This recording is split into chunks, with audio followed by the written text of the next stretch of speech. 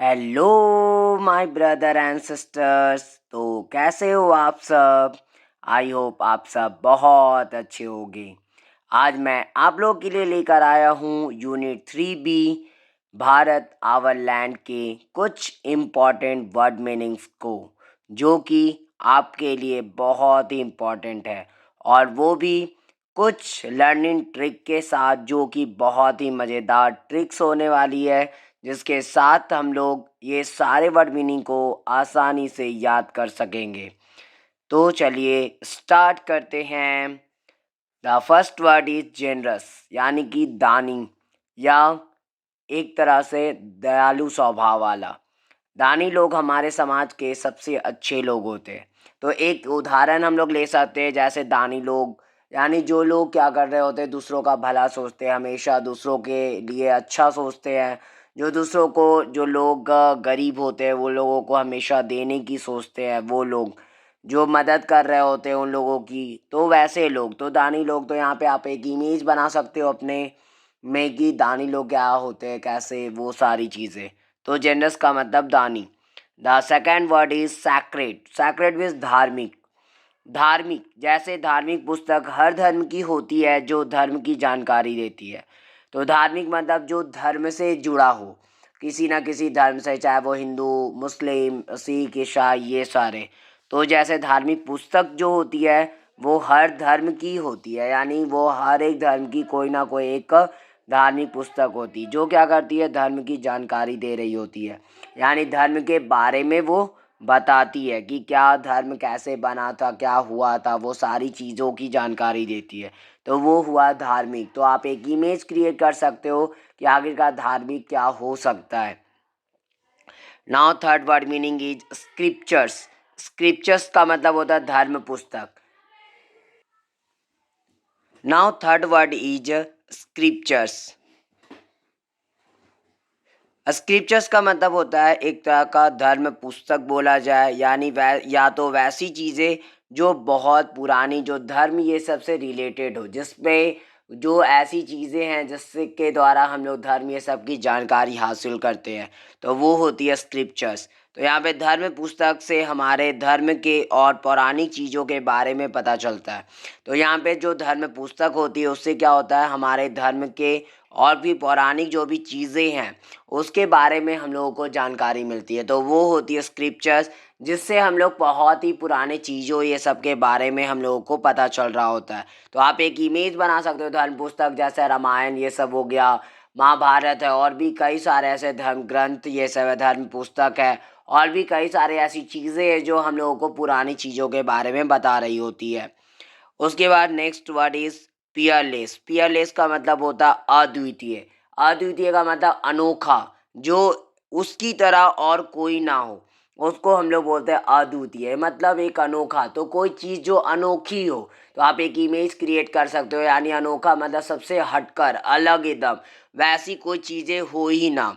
जैसे राम सेतु बहुत ही अद्वितीय है, यानी राम सेतु जो है वो अद्वितीय है, यानी राम सेतु जैसा सेतु आज तक कोई निर्माण नहीं किया गया। जो क्या की थी, जो लोगों के द्वारा बनाई गई थी, और ये त्रेता युग के टाइम की बात है। तो वैसे हम लोग एक एग्जांपल ले सकते हैं। The next word is Gallant warriors. Gallant warriors का मतलब होता है वीर योद्धाओं। वीर योद्धाओं वैसे योद्धा लोग जो बहुत बहादुर होते हैं, जो वीर होते हैं।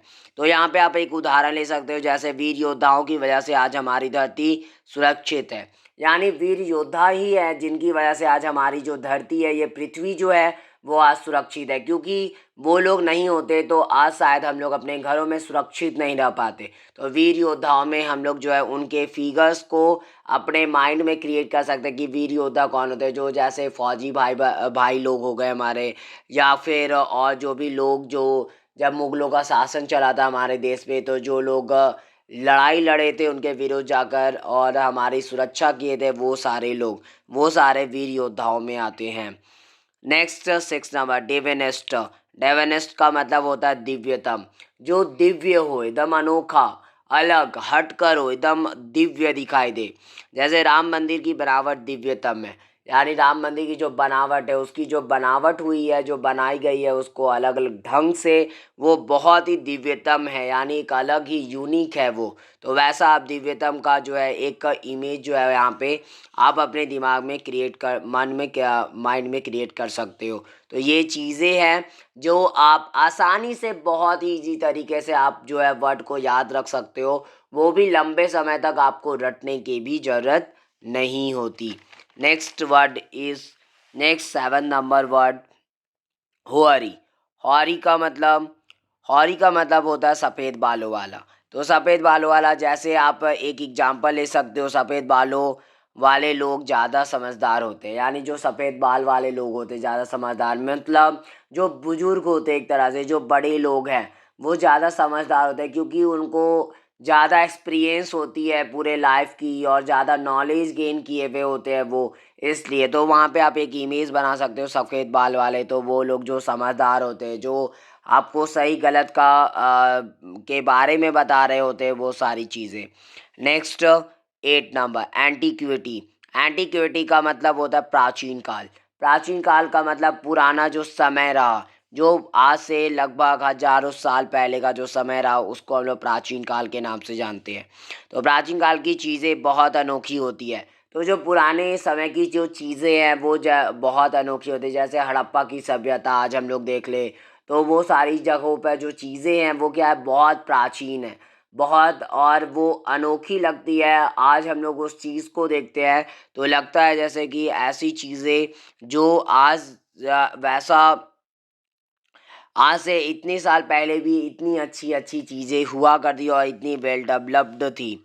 Next 9 number meanness. मीननेस का मतलब होता है दरिद्रता। तो मीननेस यानी दरिद्रता, गरीबी एक तरह से।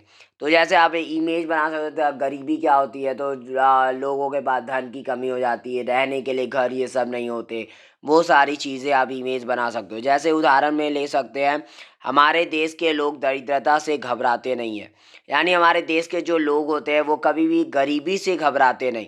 अगर गरीबी आ भी जाती, दरिद्रता आ भी जाती, तो वो लोग डगमगाते नहीं, घबराते नहीं कभी भी, वो मजबूत रहते हैं। तो वो सारी चीज़ें, तो यहाँ पे दरिद्रता जो है वो क्या है, तो एक ऐसी अवस्था है जिसमें लोगों की बहुत बुरी हालत होती है। तो वो आप इमेज इसमें क्रिएट कर सकते हो। Next 10 number cowardly. कॉवर्डली का मतलब कायर होता है, यानी डरपोक एक तरह से। तो कायर लोग कभी जीवन में सफल नहीं हो सकते। कायर लोग मतलब जो कोई भी चीज़ों को करने से डरते हैं, अच्छे चीज़ों को करने से डर रहे होते हैं हमेशा, तो वो सारी चीज़ें हैं। तो कभी भी जो है, जो कायर लोग होते हैं कभी भी जो है वो सफल नहीं हो सकते, क्योंकि वो हमेशा उनके अंदर डर बना रहेगा कि वो, अगर जैसे एग्ज़ाम है तो एग्ज़ाम में अगर पढ़ रहे, तो उनको एक डर रहेगा कि अगर हम फेल हो गए तो क्या होगा, ये सारी चीज़ें। तो एक डरपोक जो होते हैं वो कभी आगे नहीं बढ़ सकते। Next last word is 11 perennial. Perennial का मतलब 12 मासी होता है, जो चीज़ें 12 माह है, यानी हमारा पूरे एक साल में जो है 12 महीने होते हैं, और वो जो चीज़ें 12 महीने रहती है उसको हम लोग पेरिनियल बोलते हैं, यानी 12 मासी। जैसे गंगा नदी में पानी 12 मास होती है, तो 12 मास यहाँ पे गंगा नदी में जो पानी है वो 12 मास होती है, यानी 12 महीने पानी रहती है गंगा नदी में। और पानी कृषि के कामकाज में मदद भी करती है, और वह जो गंगा नदी की पानी है वो कृषि के कामकाज में बहुत ज़्यादा मदद करती है, वो हेल्पफुल होती है कृषि ये सब की जो भी काम होती है, जैसे सिंचाई करना, वो सारी चीज़ों में। तो ऐसे आप इमेज बना सकते हो, 12 मास का मतलब 12 महीने जो चीज़ें होती है रहती है, मतलब 12 महीने जो जैसे है वैसे ही 12 महीने जो है वो टिकी हुई हो, वैसा।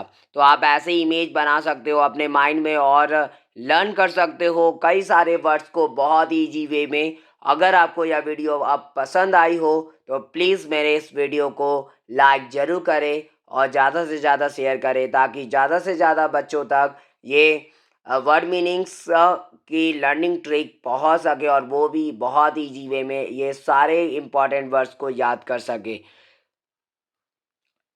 ये और मेरे इस चैनल को सब्सक्राइब भी ज़रूर करें, ताकि मेरी आगे आने वाली वीडियो की नोटिफिकेशन आपको सबसे पहले मिल सके। Thanks for watching my video. Have a nice day.